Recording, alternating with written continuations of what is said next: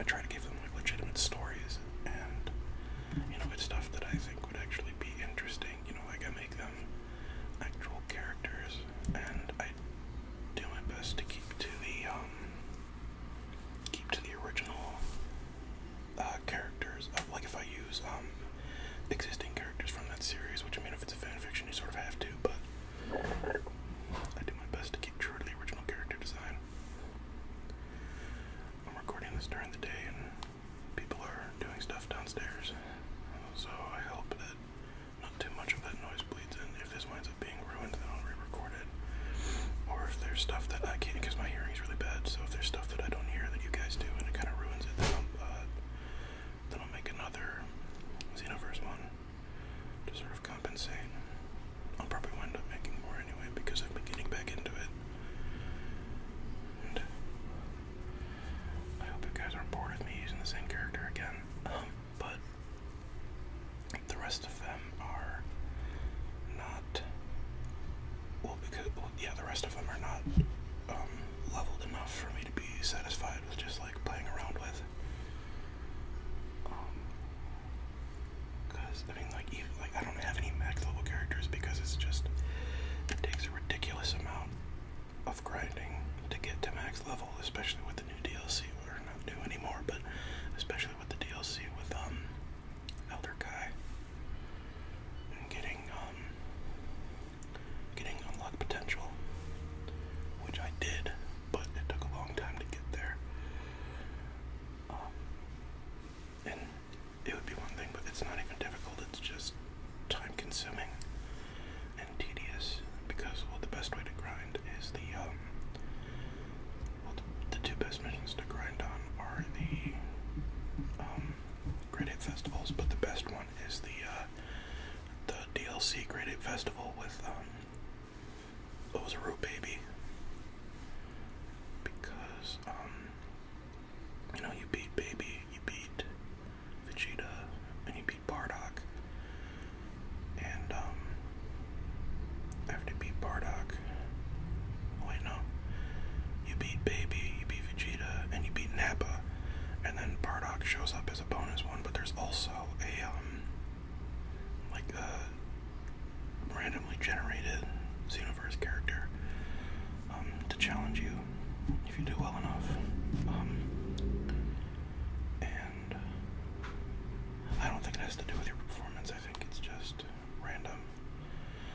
But anyway, when that happens, so you know, you beat Bardock for bonus points, but then you also beat the created character for bonus points, but also for the chance of dropping a Dragon Ball.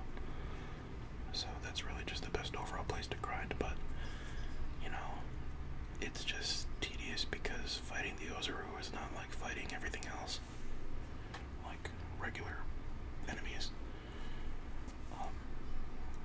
You know, there's a specific way to fight them that's most efficient, and you know, it's fun, but it's not fun to do like almost 100 times in a sitting.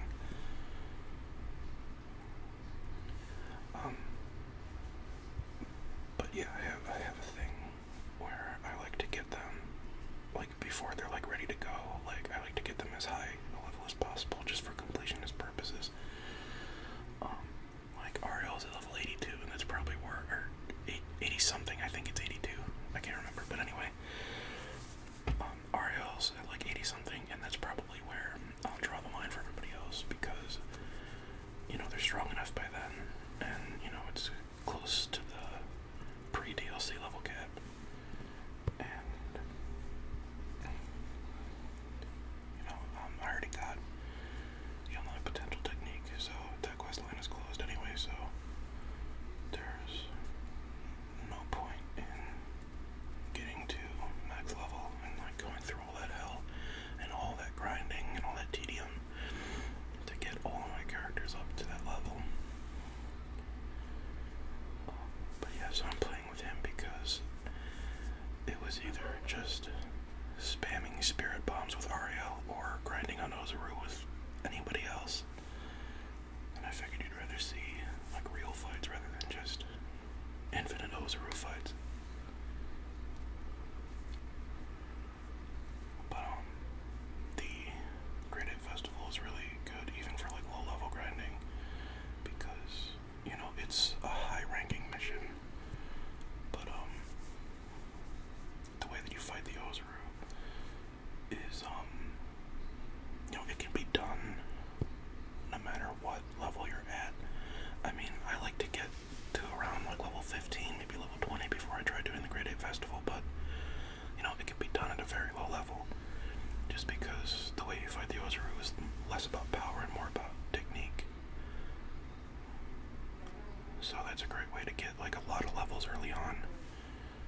eventually you'll only start getting a few levels per completion, and then it'll take multiple. But it's still the best grinding spot by far.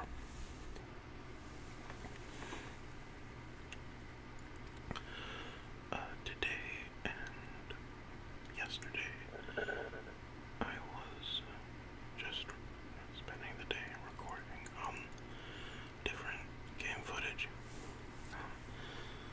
I decided to do The Godfather because I've been really wanting to play it for a while. Because normally when I play it, I do like I'll beat it once and then I'll beat it again and then I'll move on to something else. But the last time I played it, I only beat it once before moving on to something else because I think the last time I played it was, I think that was when Dark Souls came out, and I did manage to get pretty good at Dark Souls, at least 3.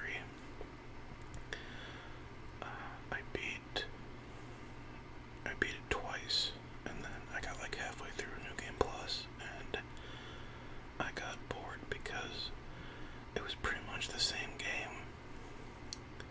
Like, it wasn't any harder or anything like that. And I heard that it doesn't really start getting harder until New Game Plus 4. And I really didn't want to go through the game 3 more times to get the challenge I was looking for right now.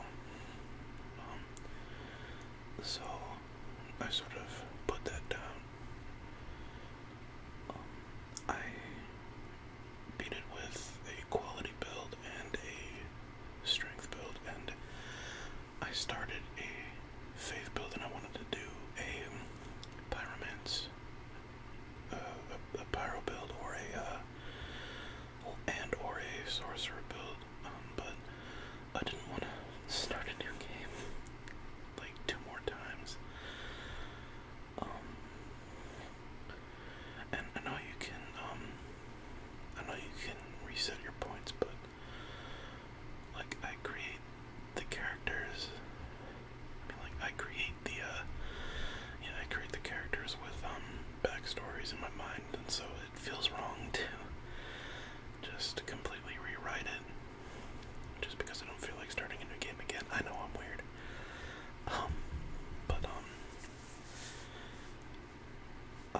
My own sort of inner monologue and my inner characterization of different avatars is important to me, so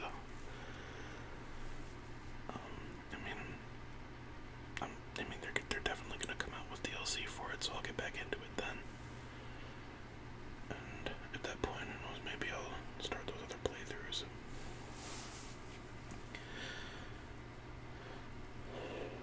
I'm really looking forward to, well, I don't know if I should be because I don't have an Xbox One, and I don't know if it's going to be an Xbox exclusive, or if it's going to be cross-platform, and Microsoft is just the one that was allowed to do it at E3, but I really would like to play, We Happy Few. That looked really cool. But until I find out if it's gonna be cross-platform or just Xbox, I'm not gonna get into it. I just saw the trailer, and I saw Darkside Phil talking about it, and I really like him. He's my favorite game vlogger, I think. But that looks really awesome, but I'm trying, like I said, I'm trying not to get into it until I know what it's gonna be on. Speaking of E3 though, I was like really sort of disappointed that, they were announcing all these things and like a bunch of shit was like really tedious and everything, and nobody really cared about it, but, so if it was happening, I would expect them to announce, Killer Instinct getting a PC port, because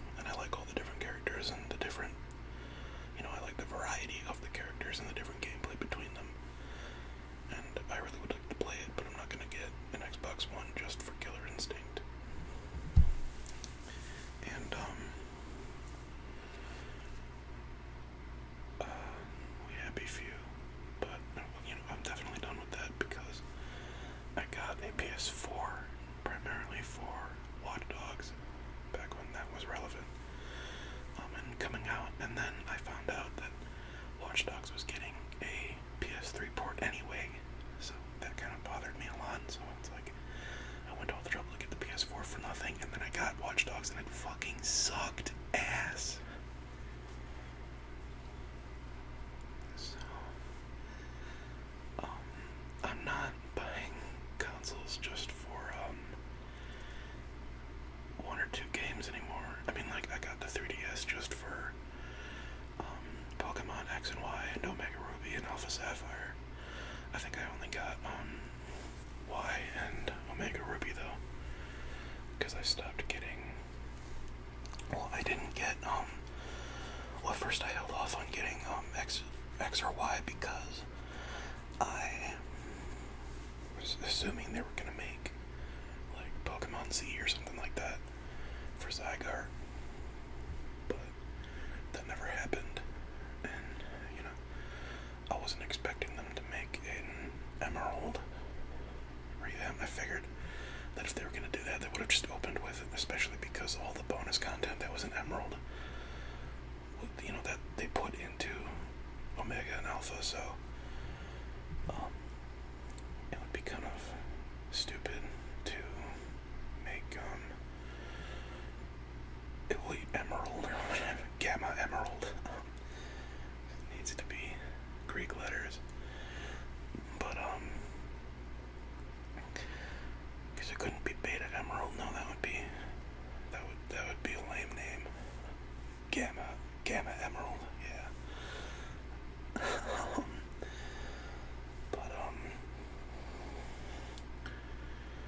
yeah, there's Pokemon Sun and Moon coming out whenever. I don't remember the dates or even the general time period. I don't remember if it's the end of this year or like halfway through next year or something like that. Maybe beginning of next year, I don't know. But thankfully, Nintendo's not coming out with like another fucking handheld. You're like, oh, you gotta buy the new handheld to play the new Pokemon. Because they could do that and they would sell units. So thank God they're not doing that. Because, you know, I didn't get the 3DS for years until after it came out, just on principle, because I really didn't want to buy into the 3D gimmick, because I figured if I buy a 3DS, it means I'm supporting the idea of the 3DS. But I managed to get one used, so Nintendo didn't get any money off of that sale, and they didn't have to know about it. I only got it for Pokemon games.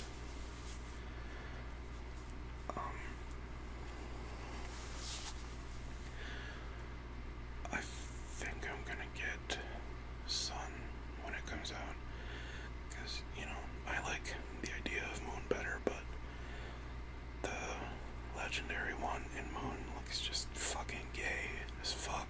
I can't deal with that. Especially next to the legendary for Sun, who looks amazing. Like at least the past two Pokemon generations, it's been, well, really the past three for me, it's been like really easy to pick which version I want. Because like Reshiram or Zekrom, obviously.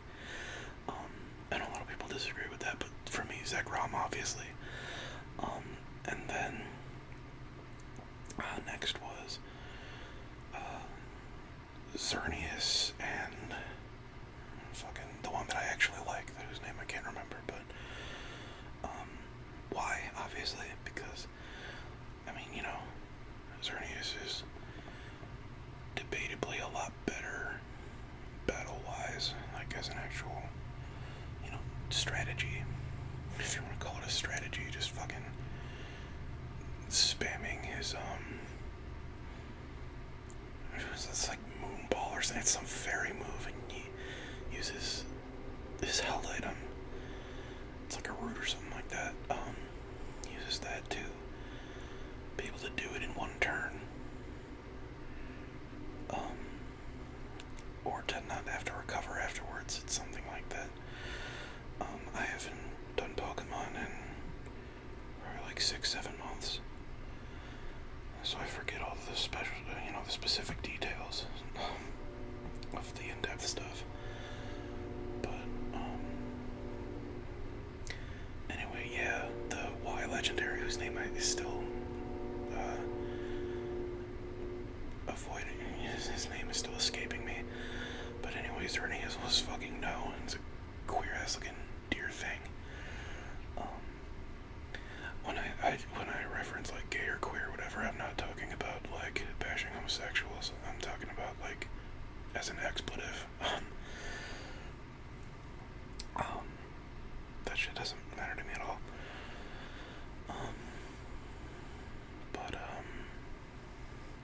But yeah, with all this new generation, it's between this strange, stupid looking bad thing and this awesome, amazing looking sun lion thing.